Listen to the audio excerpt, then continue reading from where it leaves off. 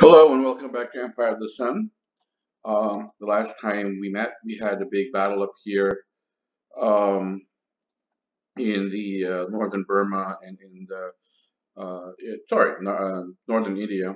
Uh, we had all that stuff and resolved it. And just to tell you, I've skipped over a few cards to get to where we are now.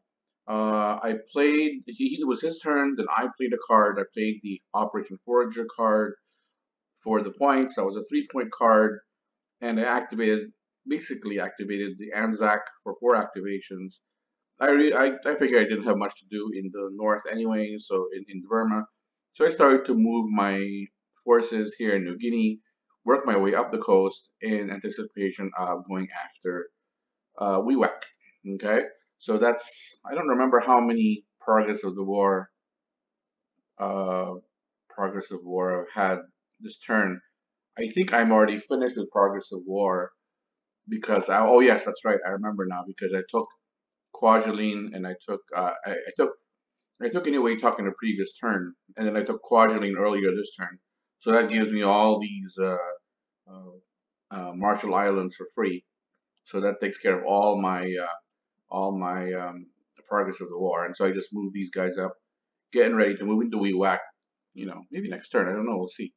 But anyways, that's what I did for that. Then he played War in Europe card for the 3 points, and then he started moving things around up here in the north.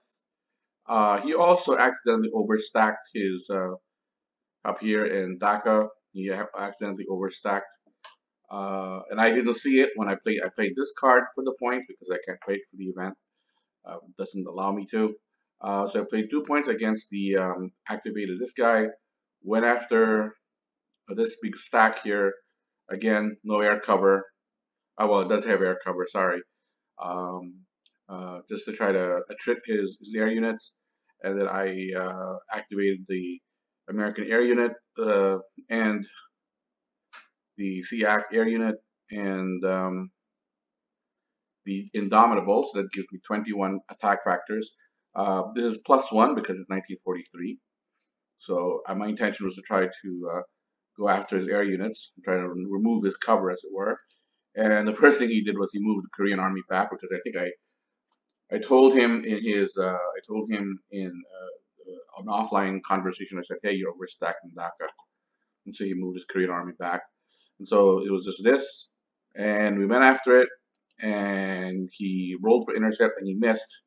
He rolled a 6, so that gives me a 21 surprise attack on this guy. So I rolled 3, which is +4, which is a 7, which gives me a full result, which gets rid of this 2010-2 Japanese elite air unit. Yay. Okay. Oh yeah. Well, why did I want to show you this? There was something that happened during a previous card play when I activated Anzac. I didn't just move this up. I forgot to tell you that, and this is something that you should be aware of, is that I was able to transport, or at least not transport, a strategic strat move, one of these 612 Australian units all the way up here. Okay, so this gives me more area, more land units to, which I need more. I mean, I need a lot of. I have enough air units. I just need more soldiers, more land units. Again, remember these guys are cut off. I think I wanted to show you that because if my Japanese opponent had put an air unit here, any kind of air unit here, that move, that reinforcing move that I would have done, that I did, would not have been possible. Why?